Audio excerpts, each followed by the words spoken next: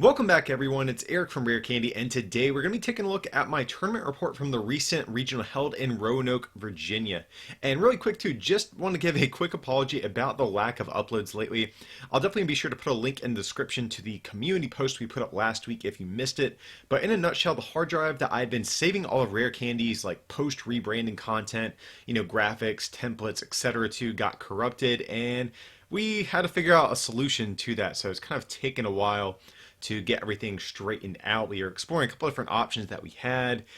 We didn't know if we wanted to try to pay to get some of our content off of our hard drive, or if we want to just take time to redo everything. But we finally got this situated, and going forward, everything should be back to normal. So I definitely appreciate everyone's patience during these past few weeks. But as for today's video, like I said, I'll be going over my recent tournament run in Roanoke, Virginia, and also addressing some controversy about my weekend that has certainly stirred up some of you in the community. A few days prior to the event, I actually still didn't even know if I was going to go. Due to various circumstances, I had already been forced to miss several regionals this season, and with a lack of league cups in my area as well, I've been contemplating just kind of taking the season off.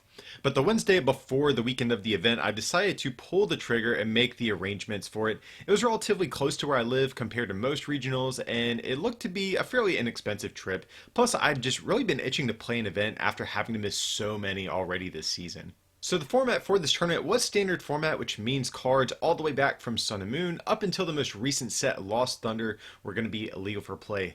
Lost Thunder being legal in particular was really exciting just because Lost Thunder has been such a breath of fresh air to the game, thanks to how many impactful cards were printed in the set. As you guys probably saw, we had been testing out a ton of different deck ideas on the channel, so I was really excited to try out some of these new archetypes in a proper tournament setting.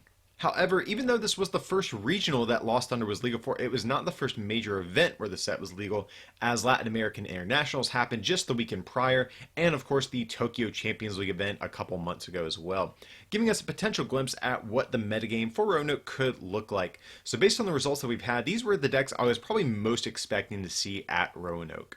So of course we had some of the usual suspects like Zoroark and Buzzwole. Those definitely seem to be two archetypes that seem to remain constant no matter what set gets released.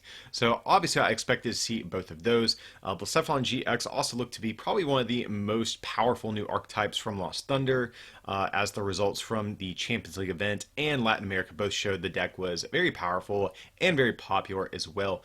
Gramble also, kind of proved in Latin America that the deck was not just a one-off fluke that happened in Tokyo, and we saw a decent amount of players actually bring that to Latin America. We actually saw the rise of a bunch of Decidui in Latin America as well. Decidui did pop up in some capacity at the Champions League event, but we saw it have much more popularity in the recent Latin American Internationals. Similarly, we also saw Gardevoir make a little bit of a resurgence as well. Malamar is also one of those decks that doesn't seem to really go away, even if it fluctuates in popularity. It's usually a deck that you would imagine to see maybe at some point in an event. And also Rayquaza GX did look to be a deck that would stick around. I know at the Champions League event in Tokyo, the deck didn't even make day 2 from what I remember in terms of Rayquaza Vikavolt, if I remember correctly, but we saw at Internationals, the deck had a much better showing, so that was a deck I also expected to see. Now, one curious exclusion from this is actually going to be the Zoroark Control variant that we saw actually win the International Championship in Latin America. And one reason for that is that I wasn't expecting that. It's just because the deck is very hard to pilot, I think. I think a lot of people who might pick the deck up without a lot of practice with it aren't really going to do that well with it. Zoroark variants in general, I think, are some of the more difficult decks to play in the current format, and the control version is actually a little bit harder. So I think the skill ceiling for the deck is pretty high, and that might deter a lot of people from picking it up. A lot of people also just don't want to play control decks. A lot of people think they're cancerous to the game and things like that. And also, after it had pretty big success at Latin America Internationals, I think the deck kind of had a bit of a target on its head to where people were going to be prepared for it. So I think all those factors combined meant that you weren't going to see too much of the deck in Roanoke, and actually that looked to be true. I never saw much of the deck throughout the tournament. I actually don't think I ever saw it even adjacent to me at any tables throughout my 2 days playing in Roanoke. So the deck really did not have much of a good showing. Didn't really make it very deep into the tournament either, from what I recall. I'm not even sure if it made day two, if I remember the day two standings correctly. So yeah, the deck just did not show up, and like I said, I kind of expected that to be the case. So I'm kind of taking in all of this information and trying to figure out a deck choice based on all of these different decks that I'm expecting to see at this event. So from there, that begs the question, well, what deck actually should I play? And so one thing I was kind of struggling with going into this event is that I decided to go pretty much last minute. And I actually hadn't been testing a lot of standard format. I'd actually been testing more for expanded. So the fact that I decided last minute to go to Roanoke meant I needed to kind of get my act in gear and make sure that I could figure out a good play for this event. So I knew right off the bat I did not want to play a Zoroark variant, that is for sure. I did not want to play a deck like that that's really grindy like that and also has a lot of potential micro decision making to be made. Just for 9 rounds, I think you're going to be prone to misplay with these decks. It's just not something I really want to take the chance of, especially, like I said, I hadn't been testing much for standard, and especially not with Zoroark. So I knew right off the bat that's not a deck I wanted to play. Same thing goes for Granbull. Granbull's another one of those decks that is pretty cool, but it has a lot of micro decisions that could be made. And over the course of 9 rounds, I do think it is going to be, easier and easier to misplay, especially as the day goes on and the fatigue starts to set in and things like that. So I knew I did not want to play a deck like that, and I had a couple of safe options kind of picked out, but when I first sat down to start testing, I knew I had some safe backup options, but I wanted to start testing more interesting things. And the first deck that I really started to get in a lot of games with was Solgaleo GX. So with Zoroark control, previously just winning Latin America, I was starting to look at some decks. I was like, you know what, I want to play something that has a good control matchup, so that led me to start testing with Solgaleo GX.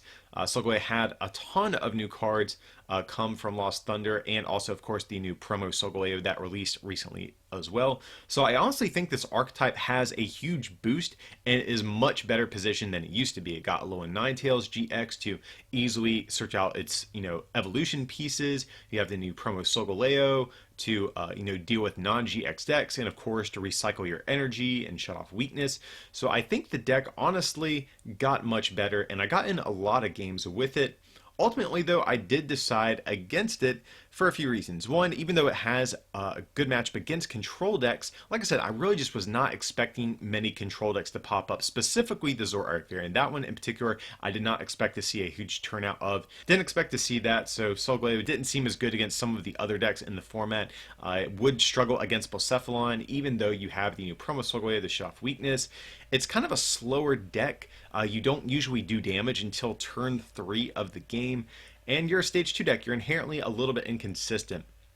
So I just thought over the course of 9 rounds, my deck might be prone to bricking at some point. Like it's a little bit slow, so I might not close out games sometimes.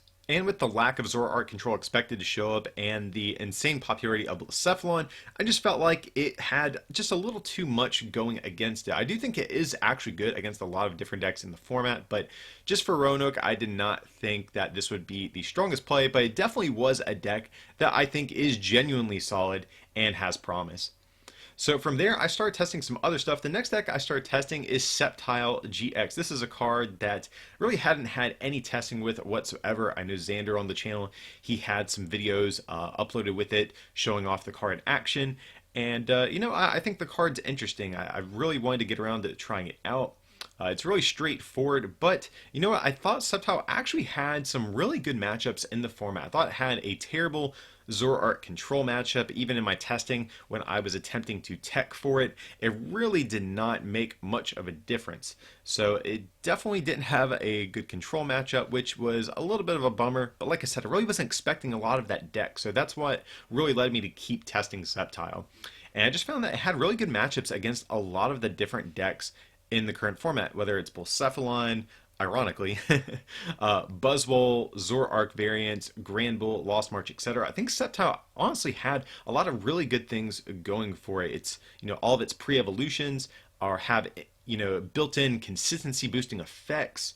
You hit some good things for weakness.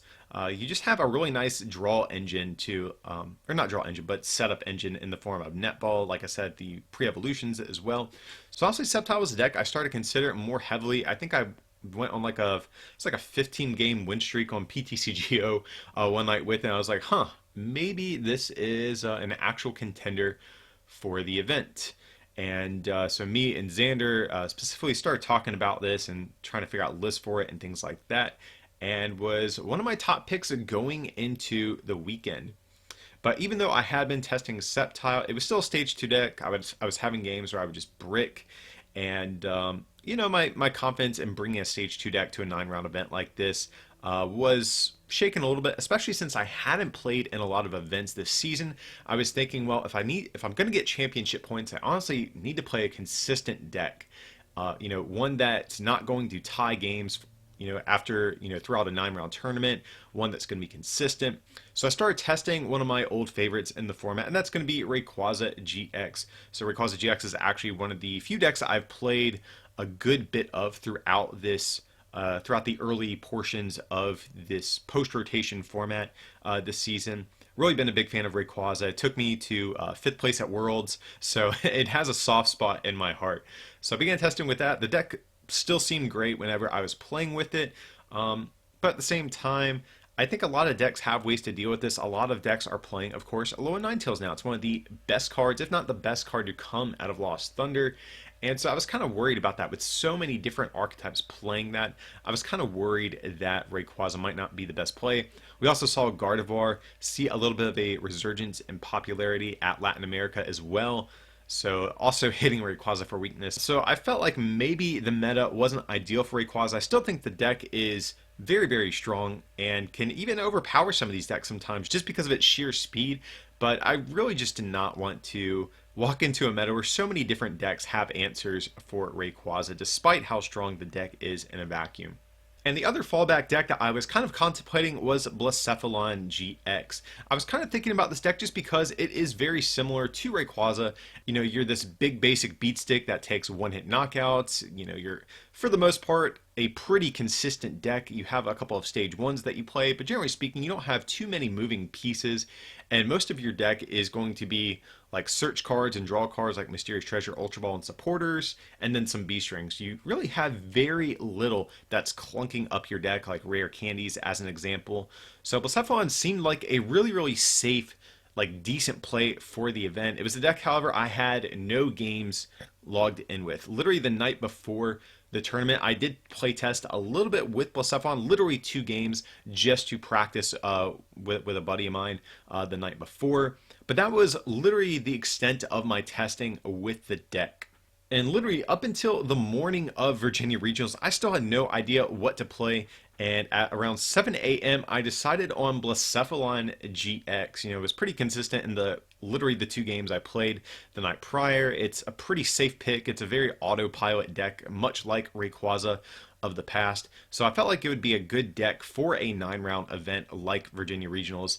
And I felt like it was just a generally safe pick. Like I said, if I'm looking just to get some championship points for the season, Blacephalon I thought could get me there. But however, last minute, literally around 8 in the morning, once we had already gotten to the event, I got word that Xander and some of the other people in our group decided to pull the trigger and play Sceptile GX. And once I heard that, I honestly kind of felt a little bit bad about playing Blacephalon, just because we'd been talking about Sceptile, trying to maybe put it together as a good pick for Roanoke. And I felt kind of bad, after kind of gassing up the deck and hyping it up and all these other people playing it, me to play Blacephalon just kind of made me feel bad. So literally last minute, literally I think at 8:05 a.m., 10 minutes before the decklist submissions were supposed to end, I submitted a Sceptile GX list. Quickly tried to re-sleeve my deck to sleeve up Sceptile and play play the tournament with Sceptile. Definitely a little bit of a riskier play. I definitely think Sceptile is as consistent as Blacephalon and has much more potential to misplay. But nevertheless, like I said, I couldn't be the only one not playing Sceptile at the event. So ultimately, I decided to pull the trigger last minute and switch to Sceptile GX.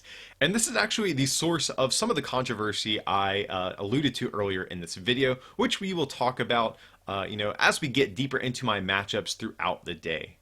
But before we get to my actual matchups and my tournament run, let's take a look at the Sceptile GX list that I ultimately decided on for this event. So as you guys can see here, this is a pretty straightforward deck, honestly, very similar to the old Garchomp Altaria deck from back in the day. It's actually a deck I really enjoyed, and Sceptile is kind of like the spiritual successor. You have, this stage 1, out of your evolution line that searches out all of your other Pokemon. You have this stage 2 Pokemon that can discard special energy for a single attack. Actually has literally the same name as the old Garchomp. You have the Lurantis to increase your damage output, much like the old Altaria from back in the day. So this is definitely a deck I felt very comfortable with just because I had played decks like this in the past. And like I said, I think Sceptile honestly had really good matchups for this event. Outside of your control matchups, you are going to be doing great against most of the field, which is a reason why I felt so confident sleeving this thing up last minute. So just to go over a couple of cards in this list that you might have questions about, the first of which is going to be one single copy of Tate and Liza. It's definitely not a card you see too often in the format outside of things like Granville. I think that's one of the few decks that actually plays cards like that sometimes. And the reason for that is because we don't really have any sort of built-in draw power like Zoroark GX, just as an example, or like a Heat Factory Prism Star or a Rangaroo or anything like that. So I wanted to play a 9th draw supporter in this list. I found that when I was playing 8, just the 4 copies of Cynthia and Lily, I would run situations where my hand would just be dead sometimes, and I would just get benched out or something like that. So I felt like playing an extra draw supporter would help hedge against those types of situations. So that's why I ultimately decided on Tate and Liza. I think you could have played something like a Sophocles or maybe even a Sightseer potentially as well. But generally, I think shuffle draw options are going to be better for stage 2 decks. And also, we don't play any switching cards outside of Guzma, so Tate and Liza can also function as a switch if you need it to on certain turns as well. So that's why I ultimately decided on that over some of the other draw supporters that exist in the current pool.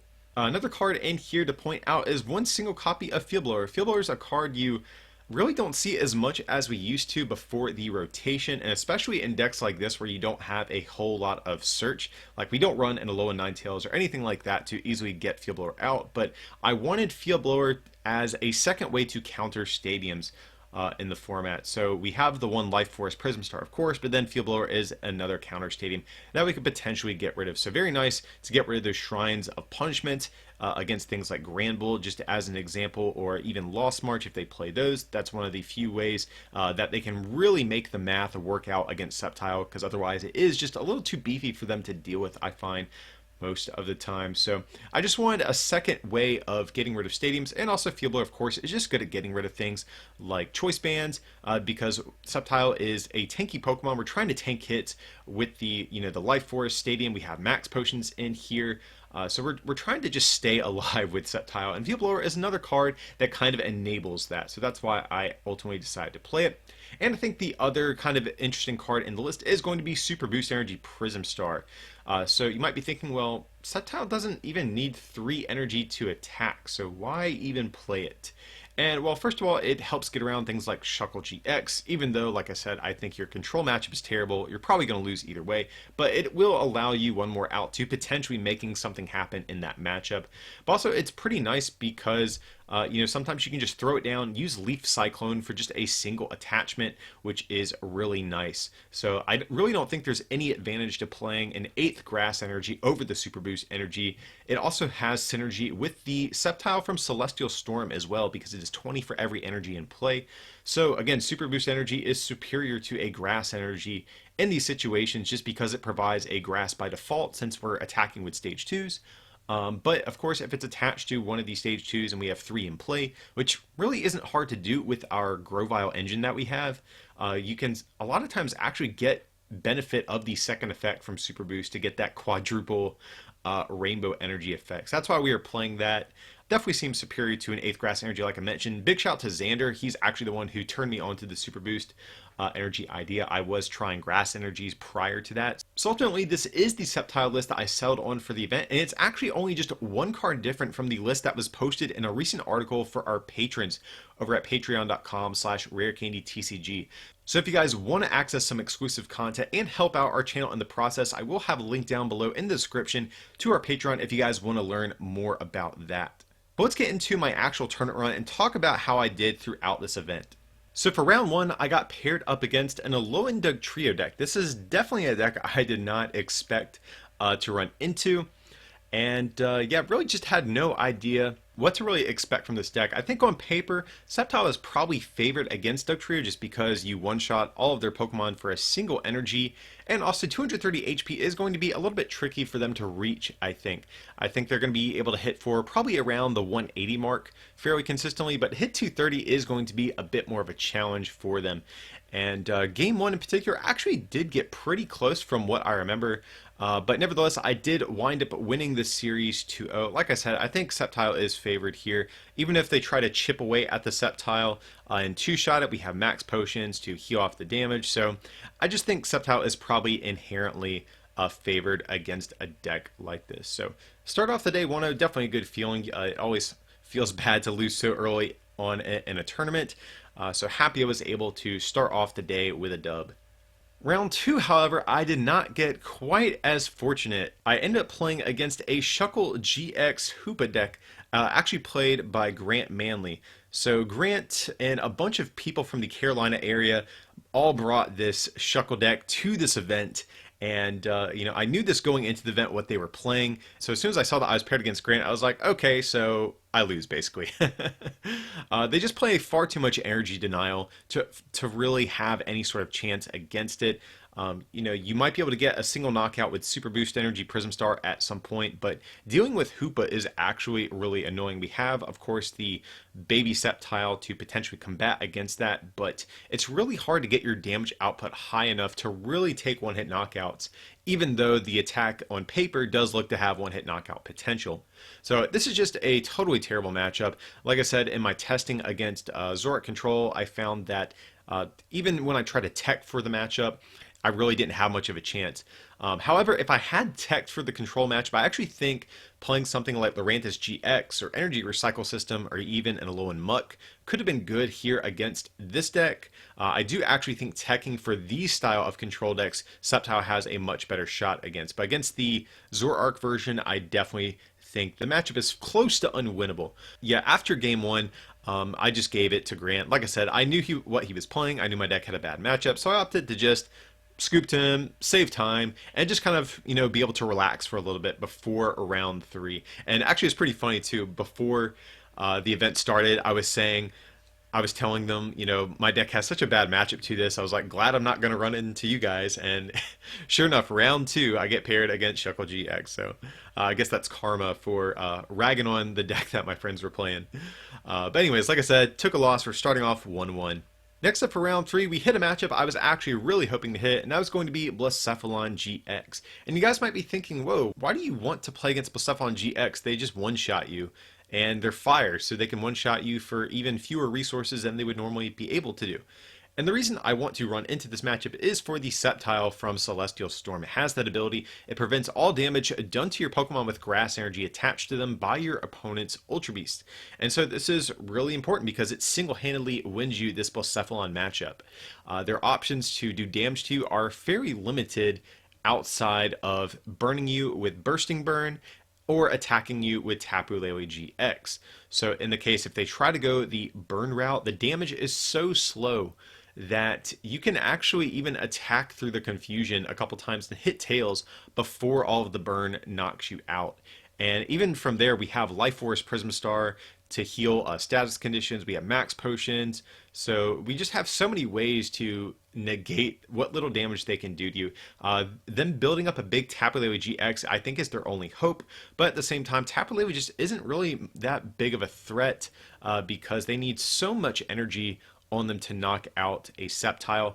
And with a Lurantis and a Choice Band, Sceptile GX can actually knock out a Tapu Lele GX in one hit. So the matchup is terrible for the Blacephalon player. Even though they can pull ahead in prizes very quickly, it's usually very difficult for them to actually close out a game if you don't prize your Sceptile. So I won this one pretty easily, 2 wins back to back. And yeah, this is why I picked Sceptile. I thought this deck had just such great matchups across the board outside of those control decks. And if we can just hit some more Blacephalons throughout the day, then I think actually I'll be in good shape to potentially make day 2. Round 4, I get paired up against a player using Lost March. And this is a matchup I wasn't quite as excited for as maybe like a Blacephalon or like a Buzzwole variant. But nevertheless, I think Lost March is winnable. I'd say online, in my testing with this was fairly 50-50. It could kind of go either way for either player. 230 HP is kind of a good amount of HP to have. They can climb up to that point and hit that later in the game. But I'd say for the first half of the game, they are going to struggle to knock out your Sceptiles in one hit. But it really just comes down to, I think, what they are playing in their list. If they play like Shrine of Punishment, I think they are going to be maybe actually favored, or maybe like just slightly barely favored in this matchup. Just because it really sets up the math for them in a lot of instances. But they did not run Shrine of Punishment, so I felt pretty good about the spot that my deck would be in. And I ended up winning 2-0 against this Lost March deck. Just targeted down those Hop-Pips as soon as I could, because every Hop-Pip that you take out is effectively 40 less damage for them, since they rely on evolving those Hop-Pips to put them into the Lost Zone. So I end up winning 2-0, starting out 3-1, feeling really good about how I'm doing so far up into this point. And then round 5 is where things start to get a little sketchy. So round 5, I get paired up a player playing Passimian. And actually, when he flipped over his cards, I was actually really excited. I think this matchup is definitely favored for me. I don't think they have a great way at really hitting 230 in one hit. They are relying on special energies to attack. We can one-shot their Passimian, so I think overall this is definitely a very favored matchup for me. But my game 1 was actually really, really awkward. I was forced to just Lily, I think, for 2 on my first turn and just pass. And I just had a Lone Trico active. Second turn, I was able to rare candy into the Celestial Storm Sceptile. Unfortunately, I did not have access to my other one. I had to just evolve into that just to stay alive in the game.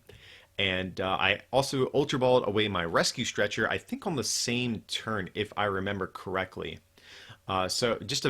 Or maybe it was the turn after. I think on turn 3, I Ultra Balled away my Rescue Stretcher. So having a really, really awkward, kind of bad early game. But nevertheless, I started to eventually stabilize, got some other Pokemon into play, and I started to feel pretty good until my opponent benches a Hoopa from Shining Legends. And had to say my heart completely sank because they knocked out my Celestial Storm Sceptile very early on, and I discarded my Rescue Stretcher. So I was just kind of thinking, if they ever go aggro Hoopa, I honestly don't have enough Guzmas in deck to win this game. I just do not have a way to deal with this Hoopa otherwise. So my game plan was, okay, I'm going to keep playing, and if I can get down to 3 prizes before my opponent goes aggro Hoopa, then I'm going to keep playing this out. But if they maybe next turn promote the Hoopa and start attacking with that, I think I just scoop and go to game 2, just because I literally don't have any great outs against it. But I know that if given the time to play the series out, I can win. And that's basically exactly what happened after my Sceptile got knocked out. They promoted Hoopa, started going aggro with that, and afterwards I just scooped to go to game 2, just because, like I said, I'm confident I can win this series, but I need to have access to my other Sceptile in order to do so. And as we were gearing up for game 2, we get mid-round deck checked. And this, of course, is where all of the controversy from this weekend you guys may have heard about starts to come into play. So as with most mid-round deck checks, we were waiting, pretty patiently for the judges to come back with our decks to make sure everything is in order. But probably a solid 20-25 minutes goes by with no word from the judges, which is very, very unusual. And at this point, we were both kind of worried that something may have gone wrong. Maybe someone didn't fill out their deck list correctly, or maybe their sleeves weren't in good condition. And upon the judges finally coming back, it turns out I was the one who was in trouble in this particular instance. And I also kind of expected it to, because last minute I was scrambling to change decks to Sceptile. Literally only a few minutes before decklist submissions ended, I had to quickly resleeve. I had like 2 people helping me resleeve. I had Xander going to the vendors trying to find me a promo Lurantis to use for the event. I was trying to resubmit my deck list as well. So it was very hectic for me, and I wasn't that surprised when I heard that I was the one who had some issues. And basically what the situation was, they came over and told me I was playing with the wrong deck. They thought I was supposed to be playing Blacephalon GX because, like I said, probably an hour before I submitted my Sceptile list, I submitted Blacephalon very early that morning. And I told them, yes, I did submit Blacephalon early that morning, but an hour later, I also submitted Sceptile GX. But the issue was that they did not have my Sceptile GX list on hand. For whatever reason, they did not have it in their system showing that I submitted it. So from there, of course, I'm a little bit frustrated because, I'd been doing well with this deck all morning, and I thought it had really good matchups for my day, so I was really worried about what would happen. I was really worried that they were going to DQ me, or maybe take all of the cards out of my Sceptile deck that didn't match the Blacephalon deck and replace them with basic energies. I was very worried about both of these things. And after telling me that they did not have my Sceptile list on hand, they basically gave me some different options. They told me, if I could find a confirmation email showing that I submitted it, we might be able to go from there, or maybe address this situation in a different way. But if I could not show that I submitted the deck or have proof of it, I would have to play the Blacephalon GX deck that they had on hand.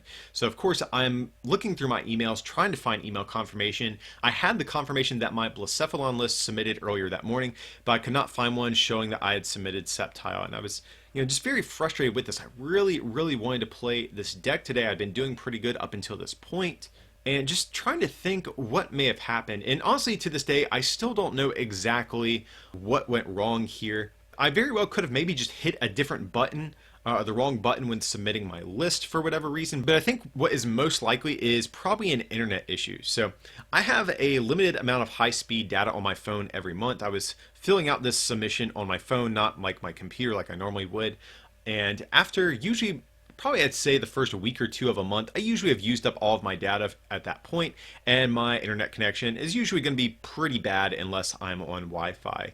So I'm at the event, I'm not connected to Wi-Fi, and that's what I was using to submit my list. So if I had to be a betting man, if I had to guess, I think most likely the connection on my phone timed out when I submitted the list, and that is what I'm thinking is why it didn't go through for whatever reason.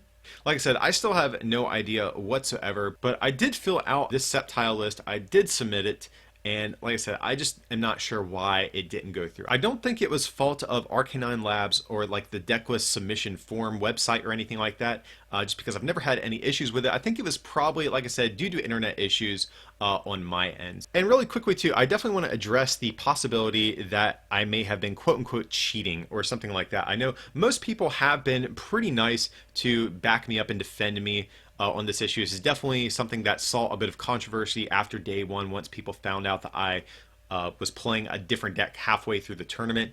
But really quick, just want to address that. There's literally no advantage I can gain by playing this Sceptile deck the whole day, even though I submitted Blacephalon. The only way that me playing a different deck could be advantageous to me is if I had knowledge of who each of my opponents were and what decks they were going to be playing. That's the only situation where me quote-unquote changing decks would have been beneficial.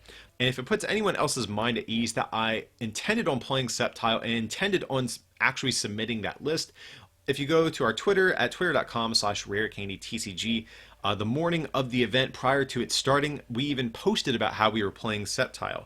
And also on our Patreon at patreon.com/rarecandytcg, our Patron GX members actually had access to our list that we were playing for the event. And of course included was my Sceptile GX list that morning prior to the event starting. So really quick, I just wanted to clear up any sort of idea that I may have been intentionally trying to change decks, maybe periodically throughout the event to maybe have better matchups or things like that. Really wanted to dispel that. Like I said, unless I had knowledge of who all of my opponents were going to be and had knowledge of their decks, it would be impossible for me to effectively cheat doing this. So I really just wanted to dispel any rumor that I may have been intentionally trying to manipulate things in some sort of way. This was literally just a decklist submission error on my part. Like I said, I do believe that I did submit the list, but my best guess is that my connection probably timed out given how poor my internet is when I'm not connected to Wi-Fi. But getting back to the actual tournament and where we go from this point, the judges told me, I'm playing a legal deck and I have a legal deck list submitted. So what the proper protocol in this situation for them to do is issue me a penalty and make me match the deck I'm playing to the legal deck list that I have submitted. So in this case, the differences, of course, between the Sceptile deck that I'm playing and the Blacephalon deck I submitted are very extreme. In most cases, when this type of scenario happens in a tournament, usually it's like 1 or 2 cards are different in the list. Maybe they wrote down 4 Cynthia and 3 Lily, and they're playing with, you know, maybe 3 Cynthia and 4 Lily as an example, and they just have to change that to make their decks match, and they get a penalty for that round. And this situation, though extreme, does fall into the same category, and my penalty got escalated to a game loss for having such a huge discrepancies in my deck list. But at this point, you know, even though this is very unfortunate, I was just very grateful not to get DQ'd or anything like that, or, you know, have to change a bunch of cards to basic energy in my deck or anything like that. I'm just grateful to be able to keep playing, but at the same time, I am not very excited because I fully intended on playing Sceptile GX for my entire tournament run, and I had basically no experience with Blacephalon. I don't even think my list that I submitted was ideal for Blacephalon. Like I said, literally the night before, I played 2 games with it. I submitted it early in the morning. I thought it was a safe pick, but I really didn't have that much confidence in me playing the deck for the event. And this is something I didn't think about in the moment, but ideally, I really would have liked to have worked out something that would allow me to continue playing that Sceptile list for the entire event. And I think just in general, most of the community would have preferred that.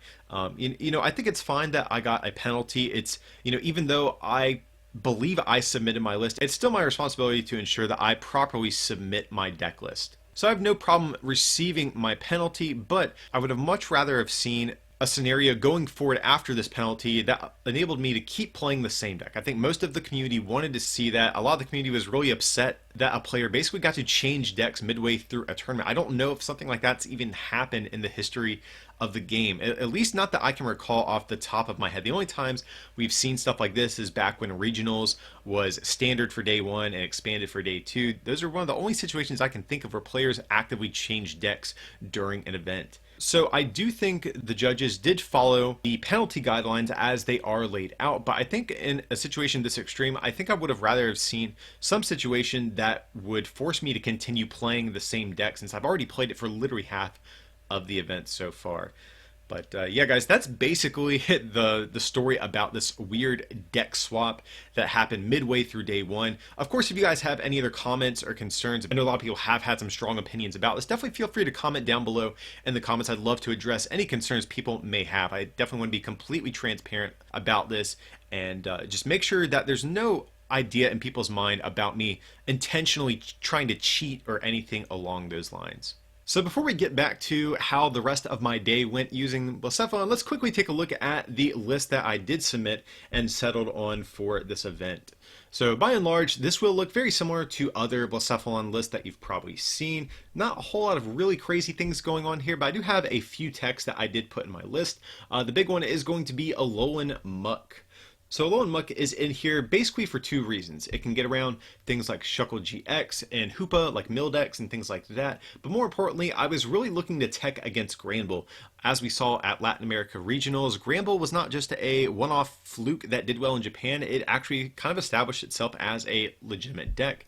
And it actually has a very good matchup against Blacephalon. So something like Alolan Muck will shut off those Orangaroos that they play that they are so reliant on to drawing cards, and will allow you a way to actually win that matchup.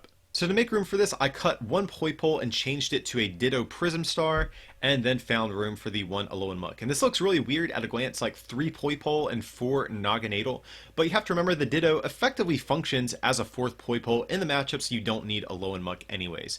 So not running the 4th Poipole actually was never bad throughout the entire event. The 1 Ditto was perfectly fine the entire time. A couple of other interesting cards in the list. One is going to be Acrobike. So Acrobike is a card in here that makes sense, and we've seen some people play it in their list, but I think by and large the results from Latin America showed people were not playing Acrobike.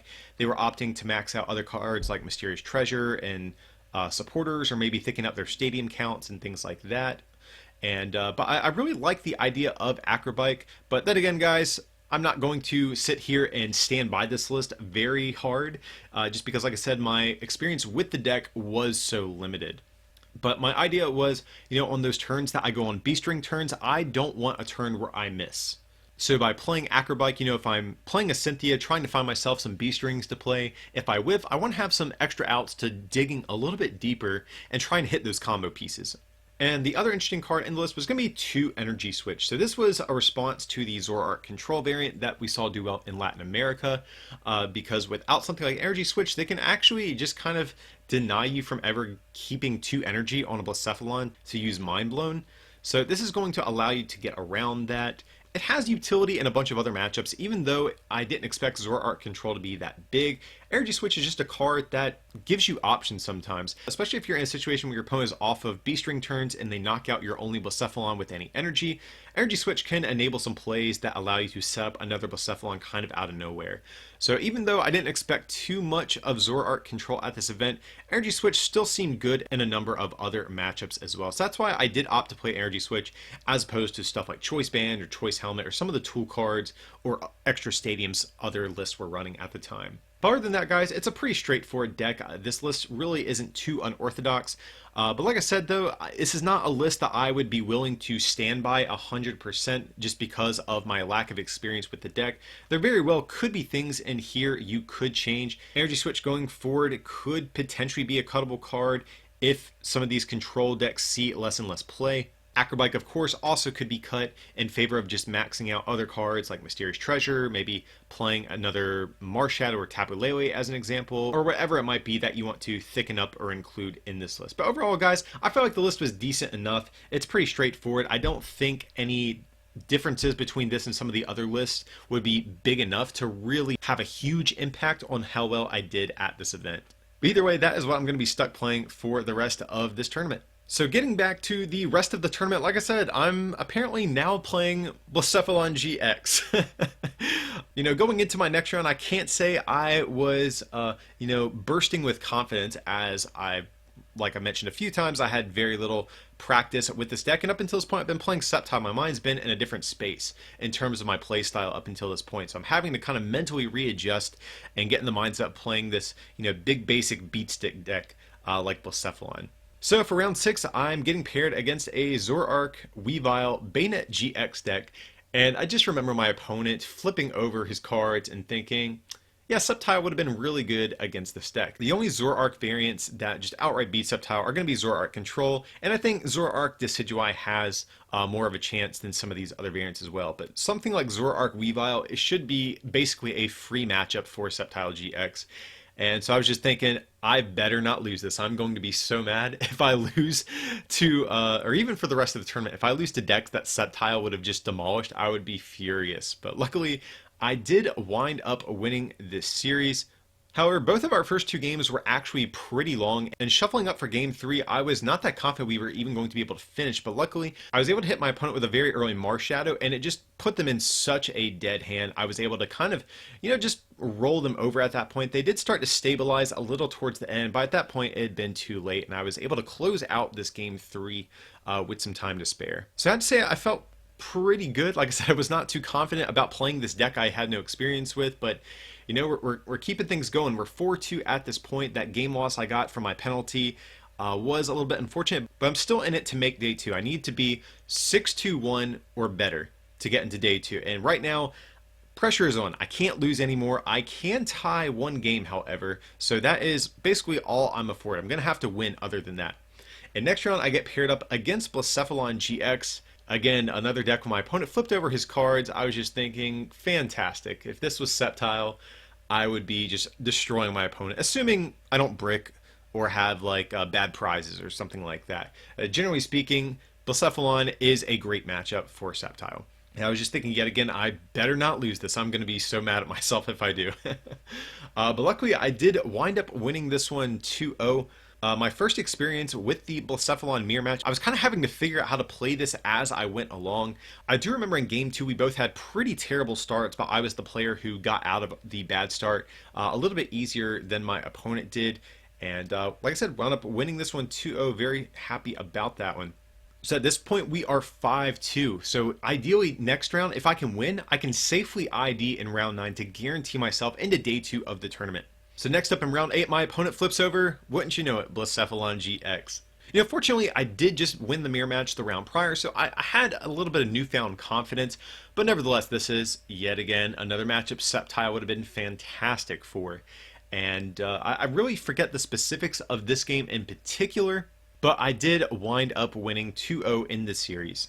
So now at this point, all I have to do is ID my last one, and I'm guaranteed day 2. Now, the one thing that could go wrong is that my last round opponent could not want to ID. They could want to play it out. And actually, some players opted to do that. There were players who could have safely ID'd to make day 2. But if they won their last game, it would put them in a better position going forward in day 2 of the event. So I basically just had to make sure I found an opponent who was willing to ID. And luckily for me, I ran into another Blacephalon player who was willing to ID. And I was so excited about this. Even though I made top 8 at Worlds this past year and have won various League Cups, I've literally never day 2'd a regional ever. If you guys have been following this channel for a while, I've always been literally just like one game short of making it to day 2 of a regional. Notoriously, I go through the entire event doing pretty well and then lose like my win and in or my last game of the day to knock me out of the tournament for day 2. So I was just so ecstatic to actually just be able to ID and safely get into day 2 of the event. Just so happy about this. And I was just thinking, this is wild. Like, I played Sceptile for half of the day, switched decks, and still won the rest of my games and got into day 2 with 2 different decks. And this is where the controversy started to come out. Some people saw that I had made day 2 and they heard that I had played 2 different decks. And of course you can imagine from there, people started talking, making assumptions over what happened and things like that. But hey, I'm actually still kind of proud of myself. Picked up a different deck that I didn't have experience with halfway through the day and still won all my games. So I'm feeling pretty good, guys. I can't lie about that. So that was day 1 of the event. Day 2, of course, I was excited to get to, but I couldn't help feel a little bit disappointed just because I think all of my matchups after Passimian were still fantastic matchups. Had I been playing Sceptile the rest of the day, honestly, I think I still would have just as easily made day 2. Again, assuming my deck and all of my opponent's decks set up just kind of averagely, I think Sceptile would have easily made it to day 2 as well. So I can't help be a little bit disappointed. When someone makes day 2 with Blacephalon, it's like, who cares? It's just another tier 1 deck that made it to day 2. People get much more excited when they see like, oh, Sceptile made day 2. That's crazy. Like, I think people would have been a lot more excited, including myself. So even though I did make day 2, it was a little bit bittersweet for me.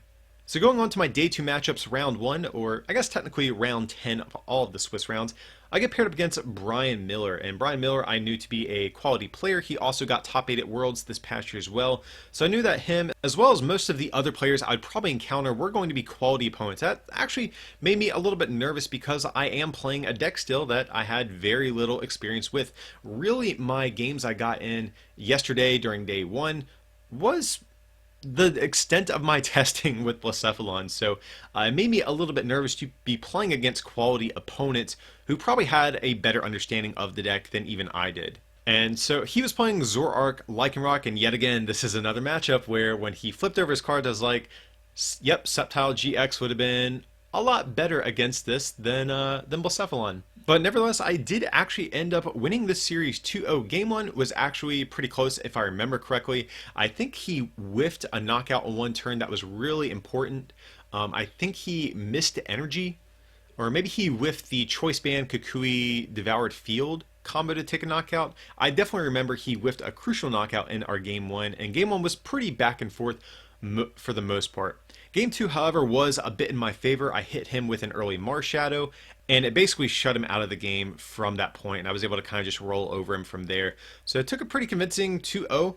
Felt really good to start off the day that way. I was actually really tired this day. I got the same amount of sleep that I did on day 1, but I think it just caught up to me. I remember I had a huge headache, and I was just so worn out and fatigued. I was very grateful to actually win. I kind of expected to misplay my way out of the series. But yeah, that definitely gave me a little bit of confidence going into day 2. And unlike day 1, there was only 5 rounds, so that made me feel better about, how kind of fatigued that I felt. I wouldn't have to play quite as much Pokemon as I had to back on day 1. Going on to the next round, I get paired up against another Blacephalon player. So you guys are probably going to guess what I'm going to say here. Another matchup where my opponent flipped over their cards, and I was just thinking Sceptile would have been fantastic.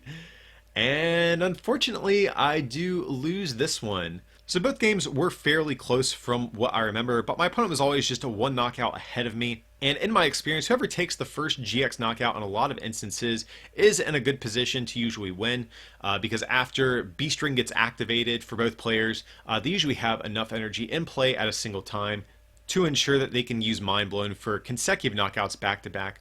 One big thing for my opponent though is that he played Choice Band, which made certain knockouts a little bit easier for him than in the case of my deck. But even still, it was a pretty back and forth series, but my opponent was always just, probably like 1 or 2 turns ahead of me, and he ended up winning both games. So unfortunately, this is going to be a loss to a deck that Sceptile would have done well against, and that really had me bummed out, guys. I mean, I guess I couldn't have expected to win every game playing this Blacephalon deck, but I just kind of felt bad to lose to a deck that I know I could have had a great chance against had I not been in this odd deck switching situation that I was in halfway through day 1. But nevertheless, guys, I still have a chance at making top 8. I'm basically only allowed 1 loss. I need to go 4-1 to potentially bubble in, but 4-0-1 I think had a better shot at making top 8. But even if I whiffed top 8, I was still feeling pretty good because top 32 and above gets money, and top 64 still gets championship points, and basically everyone in day 2 gets a half box. So either way, I wasn't going to walk away empty-handed this weekend, but even still, I'm still gunning for top 8. I want to get there. I just basically can't lose anymore for the rest of the tournament. Next up in round 12, I get paired against Buzzwole, Lycanroc, Alolan Ninetales GX, and guys, you already know I'm going to say Sceptile would have destroyed this deck. And unfortunately, though, I am playing Blacephalon. But to be fair, at this point, had I won against that Blacephalon deck last round, I wouldn't have gotten paired against this opponent, so I probably shouldn't be thinking too much about how Sceptile would have stacked up to decks going forward for the rest of this day. But nevertheless, I couldn't help but think about it. But here we had a pretty back and forth series. My opponent did win a pretty long game 1. I honestly do think I probably should have scooped 1 or 2 turns earlier. I did have a potential out to winning. I basically just need my opponent to not have Guzma for 2 turns and I could win the game. But unfortunately, my opponent did have the Guzma he needed to win, and we had to shuffle up and go on to a game 2 where I actually took. And game 2 in particular, I was actually feeling really bad about. I had kind of an awkward start, and I opted to set up my Alolan Muck. I'm still to this day not even sure if that was the correct play, but I really wanted to shut off Diancie Prism Star because my opponent had a Lycanroc GX that they had set up. They didn't have any other attackers yet up until that point. And I wanted to turn off Diancie because the math for it would have really helped out Lycanroc to take a knockout on my Naganadals.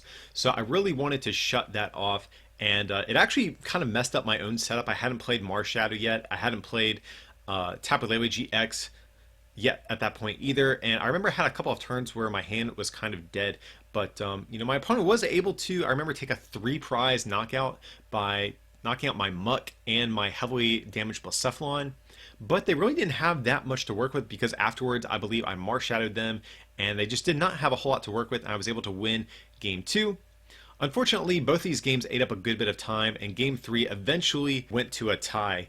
Time got called actually when my deck was about to kind of take off, and I actually think I could have won game 3 had I had 1 extra turn. Basically, my opponent had taken their first 2-prize knockout on their previous turn, and on my turn was when I got access to B-String, and I was going to take a return KO. And my opponent had enough GXs in play to where I could actually take 3 consecutive GX knockouts back to back with Mind Blown. So actually, had I been a little quicker and already attacked and time got called to my opponent's next turn, I think I actually did have enough outs to winning that game. So I was a little bit bummed that that game didn't actually complete just because I think I was in a good spot to potentially take this series at that point.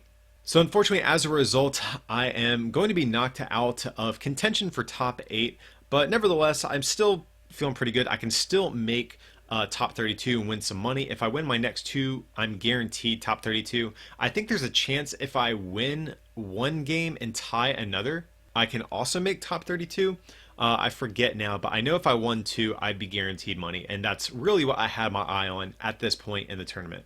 So next round, going into round 13, I get paired against fellow PokeTuber and streamer Azul GG. And he was playing the Gardevoir GX, Alolan Ninetales GX, Solgaleo GX Swampert deck that him and a lot of other players brought to this event. And I really didn't know how to feel about this matchup. Gardevoir is going to be a bit slower, but At the same time, they have Swampert with a Choice Band, can knock out your Blacephalons.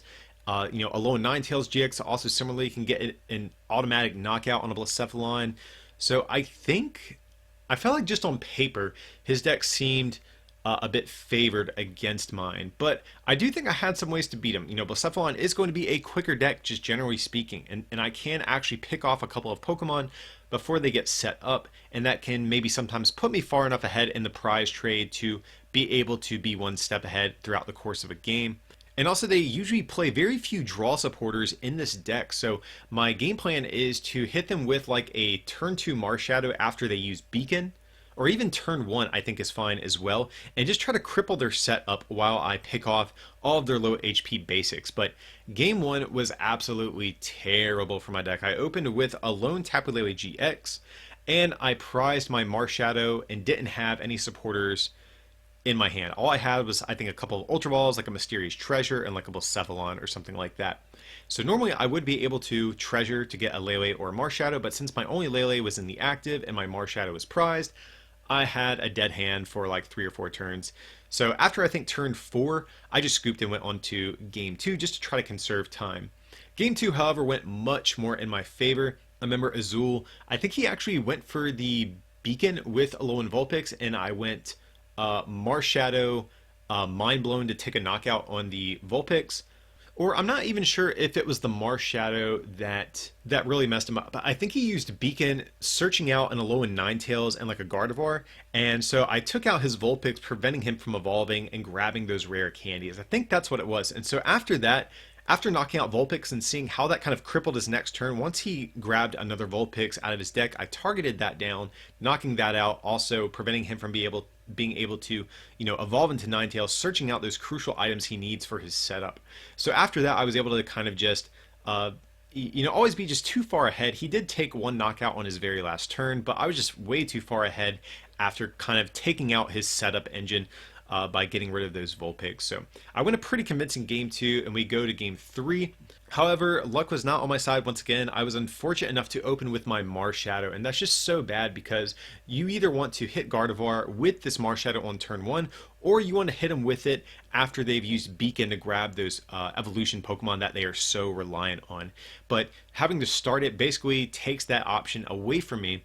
And also, Azul had a pretty aggressive turn 2, which is, I think, a little bit unlike Gardevoir to do. It's a bit of a slower deck most of the time, and he was able to get a turn 2 Gardevoir, load some energy, and already start putting on some pressure. And I remember I had 1 or 2 awkward turns where I whiffed some things that I needed to really stabilize, and Azul was just too far ahead. Towards the end of the game, he had 2 Swamperts, both set up with 3 energy and choice bands, meaning that no matter what, even if I knocked out one, he would have another to just take an easy one-hit knockout on my Blacephalons. So it was just a pretty bad game. He was just a little bit too far ahead, in conjunction with me starting Marshadow just really put me too far behind to, I think, really close out this series. So unfortunately, guys, I am now 1-1. This is pretty bad, not gonna lie. I was feeling pretty bummed about this just because I think my earlier matchups would have been so conducive to actually playing Sceptile. As I've stated multiple times, I probably sound like a broken record at this point, but I couldn't help but feel a little bit bad about the deck that I happen to be playing. And also at this point, I think I'm knocked out of top 32 contention, meaning I'm not going to win any money this weekend. So basically at this point, I am playing for championship points. I either need to win my next round or I need to ID. However, if I do win my next round, there is a chance I can bubble into top 32. But if I lose, it could also potentially put me in a position where I whiff top 64. So I decided at this point, I really just want to make sure that I get some championship points because that's what I came here to do. I've been very behind this season. I haven't played in many events. So I kind of told myself, you know what, I'm just going to offer the ID with my opponent and just guarantee us both top 64 points. And fortunately enough, that is what happened. My opponent was gracious enough to ID with me. However, I found out after the fact he was playing the Steelix, like Wailord, Mildeck, or I'm actually not even sure if he was playing Wailord. He was playing Hoopa, and he may have been playing Shuckle as well, if I remember correctly. And I think I actually had a pretty good matchup against this deck, especially since I play the energy switches. I play the Alolan Muck to get around the abilities that all of these Pokemon have. And we played a game for fun, and I won pretty convincingly. So it's unfortunate I did not know what my opponent was playing. Had I known that, I may have actually just played it out and tried to go for the top 32. But nevertheless, I think going for the ID was the safer route here. Guaranteeing the championship points is what I think I needed to do. And as a result, my final record for this tournament was 7-4-3. If you count the game loss I was given back during day one as well. So unfortunately, this was not how I really wanted this tournament to go, especially not this day two. I was really excited about playing Sceptile, and I was actually really confident in its matchups, and I was just really looking forward to being able to take it into day two and making a big splash with the deck, given the sheer number of Blacephalon players that were in day two. I remember looking through all the players who made it to day two and just thinking, man, this would have been so good for Sceptile. But, it can't turn back time. Hindsight is 2020. It is unfortunately my fault at the end of the day, guys. Even though I am confident I did hit submit, it's still my responsibility to ensure that I'm using a device or using technology that will allow me to actually submit my deck list. So, unfortunately, I have no one to blame but myself, really. But still happy I got to make day two. Happy I was able to represent Rare Candy fairly well by making it deep into this event and making my first day two at a regional. Like I said too, I'd made top 8 at Worlds this past year. I'd won various other tournaments, but never made it into day two. So just happy to kind of, mark that accomplishment off my list. So overall, can't complain too much, guys. Still had a fantastic weekend. That's going to be how my tournament went. Let's take a look at what actually made top 8 at this event and went on to do well at this tournament.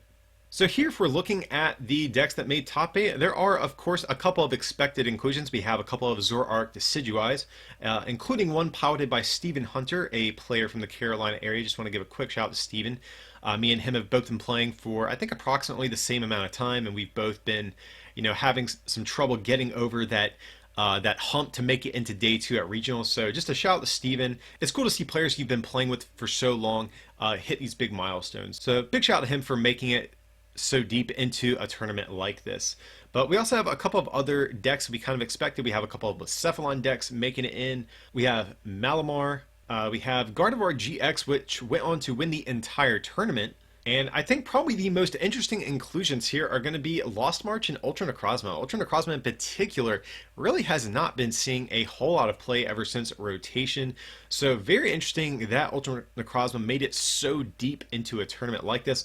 Also Lost March, another underdog, even though it was one of the more hyped new archetypes coming out of Lost Thunder, it kind of underperformed at Latin America. Similarly, also didn't do that well at the Tokyo Champions League event. So a lot of players, I think, had kind of written the deck off as being maybe kind of like a lower tier 2 deck and really didn't expect it to make it so deep into this event. So really cool seeing some unexpected decks make it so deep into this event. Even Gardevoir GX, another deck that has been very dominant in the past, really has kind of dropped off in recent months in favor of other things. We've seen players favor other decks like Buzzwole and Zoroark or even Malamar variants, in the past several months, instead of some of these old favorites like Decidueye and Gardevoir. So it's really cool to see Gardevoir actually take the entire tournament. And not only Gardevoir, but a Gardevoir deck that plays 3 Stage 2s. That is so wild. So also a shout out to Jimmy Pendarvis, Azul, and the rest of the players who were ballsy enough to bring a triple Stage 2 deck